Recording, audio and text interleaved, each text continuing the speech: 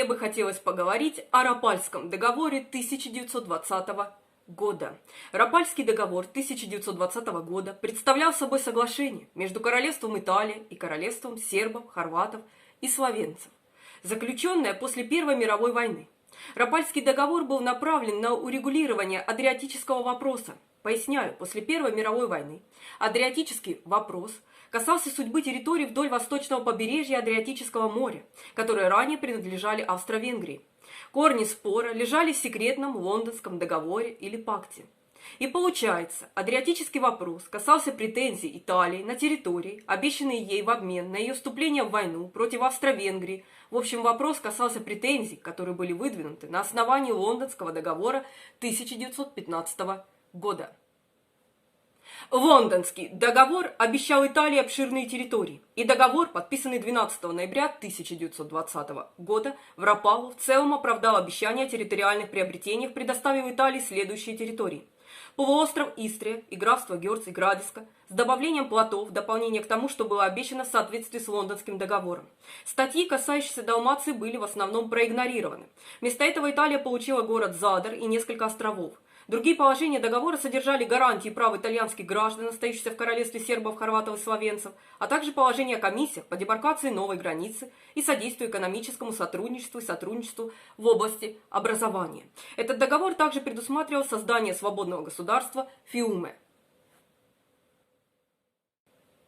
Данный договор был встречен с серьезным неодобрением. В королевстве сербов, хорватов и словенцев он был непопулярен среди словенцев и хорватов, поскольку означал потерю национальной территории, на которой проживало около полумиллиона словенцев и хорватов. Как писал американский историк Пол Хен в книге «Низкое бесчестное десятилетие», Рапальский договор оставил 500 000 славян Италии и только несколько сотен итальянцев в королевстве сербов, хорватов и словенцев. Задар потерял свое значение, когда стал итальянским полуанклавом. Порт Риека пострадал от прекращения торговли с внутренними районами, что привело к экономическому спаду. В Италии претензии на Далмацию, которые не были исполнены, способствовали распространению мифа об изуродованной победе. Этот миф был создан во время Парижской мирной конференции, на которой итальянская делегация не смогла обеспечить соблюдение Лондонского договора и закрепила мнение, что Италия выиграла войну, но ее победа была скомпрометирована несправедливым миром. Рапальский договор 1920 года был осужден итальянским генералом Габриэле Данунцио, который захватил Риеку со своими войсками, основав там государство, известное как итальянское регенство Карнаро. Он сопротивлялся попыткам вытеснить его из города. В итоге итальянский флот вытеснил его в ходе столкновения, известного как Кровавое Рождество, чтобы создать свободное государство Фиуме. Данное государство было упразднено, когда Италия аннексировала его 4 года спустя в соответствии с Римским договором 1924 года.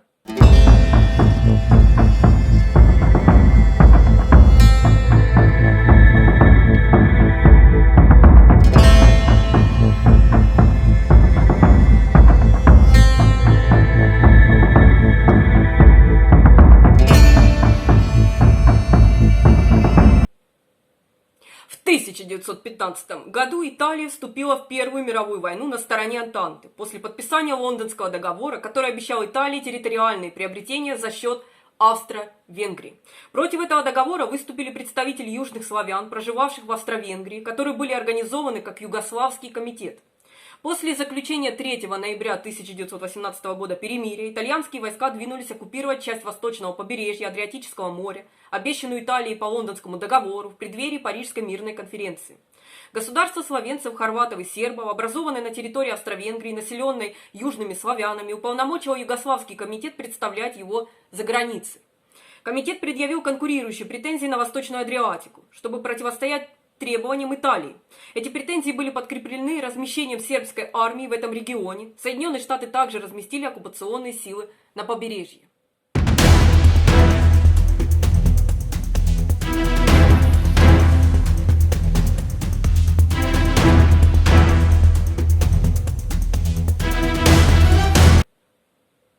Державы Антанты распределили зоны оккупации на восточном побережье Адриатического моря следующим образом. Великобритания должна была контролировать залив Кварнер, в то время как северные районы Далмации должны быть итальянской зоной. Южное побережье Далмации должно было быть оккупировано Соединенными Штатами, в то время как части королевства Черногории и княжества Албания, расположенные дальше к югу, находились в ведении Франции. Действия оккупационных сил должен был координировать военно-морской комитет по Адриатике, который состоял из адмиралов, делегированных 4 державами. Первоначально комитет заседал в Риеке, но впоследствии он переехал в Венецию и Рим. План оккупации так и не был полностью реализован, поскольку только Италия направила в регион крупные силы. Хорватское население часто выражало недовольство итальянским военным присутствием, и в 1919 году произошло несколько столкновений. Часто были случаи депортации неитальянского населения итальянскими войсками. К концу 1918 года итальянские войска оккупировали Истрию и Риеку, а также часть побережья Далмации. Кроме того, они захватили острова. Присутствие США в основном ограничивалось Сплитом, в то время как сербская армия контролировала остальную часть побережья.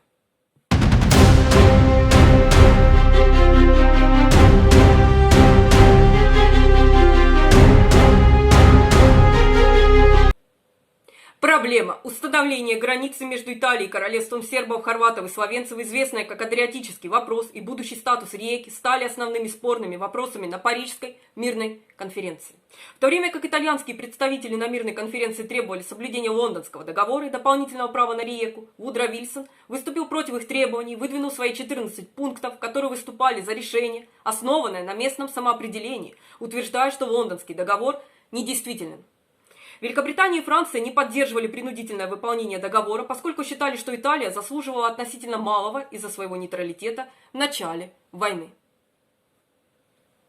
К концу 1919 года представители королевства сербов, хорватов и словенцев не смогли договориться с итальянскими дипломатами по пограничному вопросу. В ответ им было дано указание урегулировать этот вопрос путем прямых переговоров после Парижской мирной конференции. Особым препятствием для любого соглашения была оккупация Риеки, из-за чего итальянское правительство отклонило проект соглашения, представленный Великобританией, США и Францией.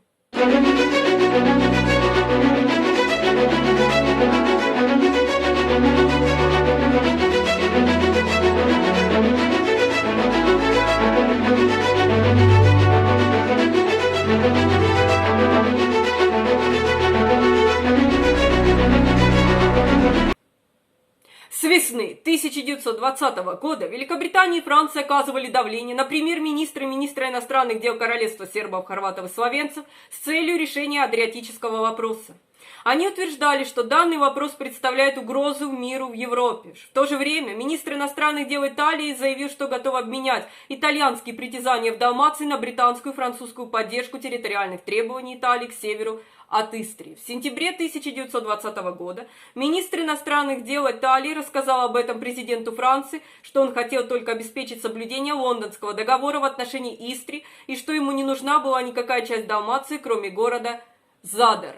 После президентских выборов 1920 года поддержка идеи Вильсона со стороны США, по-видимому, прекратилась, что вынудило королевство сербов, хорватов и словенцев начать двусторонние переговоры с Италией.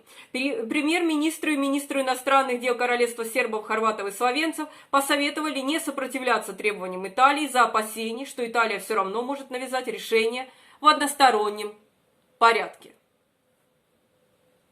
Делегация королевства сербов, хорватов и словенцев была направлена в Италию для проведения двусторонних переговоров. Сама договоренность была достигнута в Белграде для того, чтобы не создавалось впечатление, что сербы уступают Италии территории, населенные хорватами и словенцами. Таким образом, шли переговоры по договору, предусматривающему неизбежные территориальные уступки Италии. США хранили молчание по этому вопросу. В ходе переговоров Италия потребовала Истрию и Снежник, заявив об их символическом значении для Италии и заявив, что итальянская армия ни в коем случае не откажется от них. Переговоры проходили с 9 по 11 ноября 1920 года, в результате чего 12 ноября был подписан международный договор. На подписание прибыл из Рима премьер-министр Италии Джованни Джолитти.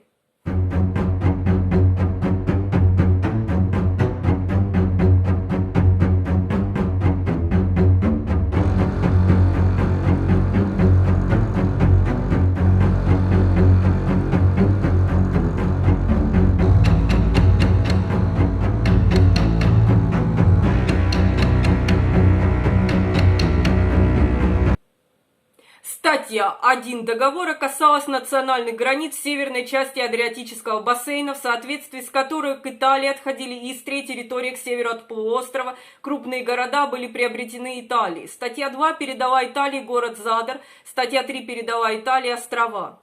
Статья 4 договора устанавливала независимое свободное государство Фиуме. Статья 5 определила, что обозначение границ на местности будет осуществляться двусторонней комиссии. Статья 6 требовала от участников договора созвать в течение 2 месяцев конференцию экспертов для выработки предложений по экономическому и финансовому сотрудничеству между участниками договора. Статья 7 договора определяла, что итальянские юридические лица в королевстве сербов, хорватов и словенцев будут сохранять все существующие экономические разрешения, выданные им королевством. В статье 8 содержался призыв к расширению сотрудничества в области образования между участниками договора. В статье 9 говорится, что в спорных случаях итальянская версия международного договора будет являться окончательной.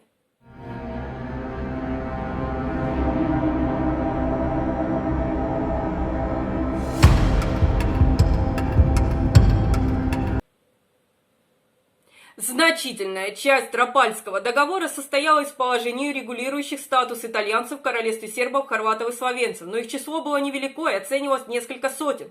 С другой стороны, присоединение новой итальянской территории означало увеличение численности населения страны примерно на 500 000 южных славян, в основном словенцев и хорватов. Несмотря на то, что масштабы территориальной экспансии Италии были сокращены по сравнению с тем, что было обещано Лондонским договором, итальянские военные были удовлетворены. Считалось, что Далмацию проблематично защищать, однако неспособность итальянской делегации на Парижской мирной конференции обеспечить соблюдение Лондонского договора подпитывала националистический миф об изуродованной победе. После заключения Рапальского договора этот миф сохранился, и ощущение политического провала ослабило либеральных политиков. Территориальные завоевания были сведены на нет после Второй мировой войны. Тем не менее, хорваты и словенцы жаловались, что сербы пожертвовали их интересами. Рапальский договор положил конец поддержке Италии черногорского сопротивления королевству сербов, хорватов и словенцев. Свободное государство Фиуме просуществовало недолго, и Италия аннексировала его по Римскому договору 1924 года.